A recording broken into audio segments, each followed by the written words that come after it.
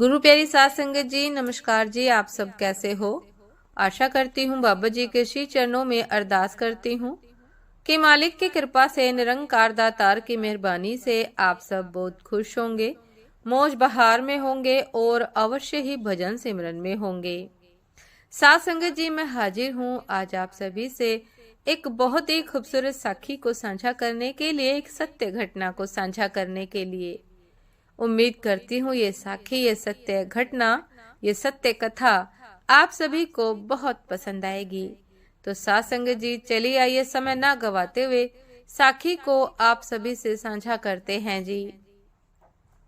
साथ संगत जी, एक बार गोपियों ने श्री कृष्ण से कहा कि हे कृष्ण, हमें यमुना पार अगस्त्य ऋषि जी को भोजन कराने जाना है और यमुना जी में बाढ़ आई हुई है, जल बहुत अधिक है। अब आप बताओ हम कैसे जाएं? भगवान श्री कृष्ण ने गोपियों से कहा कि तुम यमुना जी के समीप जाओ और उनसे कहना कि हे यमुना जी, अगर श्री कृष्ण पूर्ण ब्रह्मचारी हैं तो हमें उस पार जाने के लिए मार्ग दो। गोपियां हंसने लगी कि लो, 16,108 पत्नियों वाले ये कृष्ण जी अपने आप को ब्रह्मचारी समझते हैं। सारा दिन तो हमारे पीछे पीछे घूमते थे, हमें छेड़ते थे, कभी हमारे वस्त्र चुराते थे, कभी मटकियां फोड़ते थे। चलो ये भी बोल के देख लेते हैं। गोपियां यमुना जी के समीप जाकर कहती है, हे यमुना जी, अगर श्री कृष्ण पूर्ण ब्रह्मचारी है तो हमें रास्ता दे। और गोपियों के कहते ही यमुना जी ने रास्ता दे दिया। गोपियां तो सन्न रह गई, ये क्या हुआ? कृष्ण ब्रह्मचारी? अब गोपियां अगस्त ऋषि जी को भोजन करवाकर वापस आने लगी तो उन्होंने अगस्त ऋषि जी से कहा कि अब हम घर कैसे जाएं? यमुना जी बीच में है। अगस्त ऋषि जी ने पूछा कि इस पार कैसे पहुंची? गोपियों ने बता दिया, हमने यमुना जी से कहा कि श्री कृष्ण पूर्ण ब्रह्मचारी हो तो हमें मार्ग दीजिए। और यमुना जी मध्य में से दो खंड हो गई और मार्ग बन गया और हम आ गई।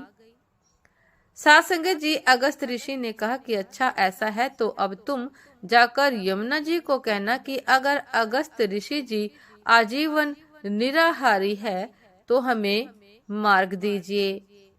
गोपियों का तो माथा पकड़कर बैठ गई। गोपियां अपना अपना माथा पकड़कर बैठ गई। मन में सोचने लगी कि अभी हम इतना सारा भोजन, इतने प्रकार के व्यंजन टोकरा भर भर के लाई और ये बाबा हमारे समक्ष सब गटक गए और अब अपने आप को आजीवन निराहारी बता रहे हैं। पर चलो ये भी बोल के देख लेते हैं।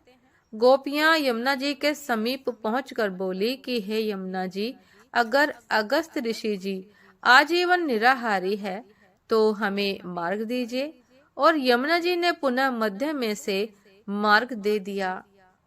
गोपियां आश्चर्य करने लगी कि जो इटनव खाता है वो निराहारी कैसे हो सकता है, और जो दिन रात हमारे पीछे पीछे फिरता है वो कृष्ण ब्रह्मचारी कैसे हो सकता है? इसी उधेड़ बुन में गोपियों ने कृष्ण के समीप जाकर पुनः वही प्रश्न किया।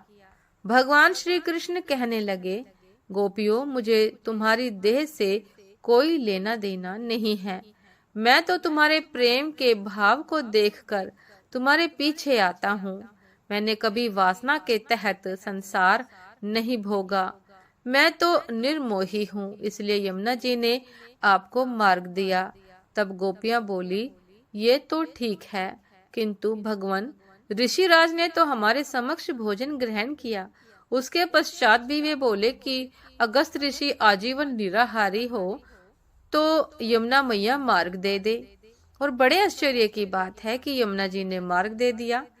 श्री कृष्ण हंसने लगे और बोले कि अगस्त ऋषि आजीवन निराहारी हैं।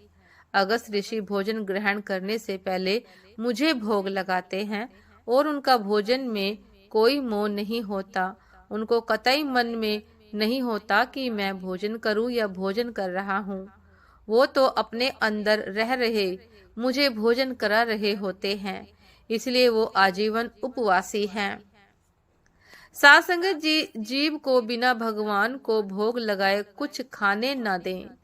ऐसे कहे आओ भोग लगाओ मेरे भगवन, ऐसे भोग लगाओ मेरे भगवन, सब अमृत बन जाए मेरे भगवन, इसके बाद ही प्रसाद खाएं।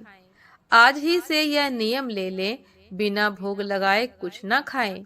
भगवान श्री कृष्ण गोपियों से कहते हैं कि जो मुझसे प्रेम करता है, मैं उसका सच में ऋणी हूँ, मैं उनका सच में ऋणी हूँ, मैं तुम सब का ऋणी हूँ।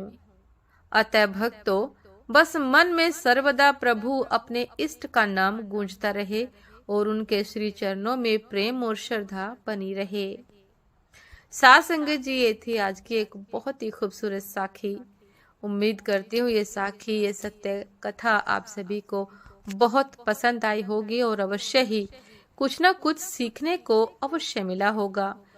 यदि साध संगत जी साखी पसंद आई हो तो लाइक, कमेंट, शेयर करना ना भूलिएगा। चैनल पर जो भी नए हैं कृपा करके सब्सक्राइब कर लीजिएगा, ताकि चैनल पर मिलने वाली सभी शब्द साखियों के अपडेट आप सभी को समय पर मिलती रहे।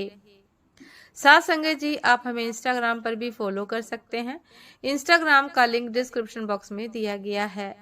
तो साथ संगत जी, दासी को अभी आज्ञा दीजिए, आपसे फिर मुलाकात होती है एक नए शब्द साखी के साथ, एक नए विचार के साथ। तब तक के लिए नमस्कार जी। सदा खुश रहिए, मुस्कुराते रहिए, भजन सिमरन अवश्य करते रहिए। नमस्कार जी। और साथ संगत जी, यदि दासी से कथा को, साखी को साझा करते हुए कोई त्रुटि हो गई हो, गलती हो गई हो, तो दासी क्षमा प्रार्थी है जी। नमस्कार जी।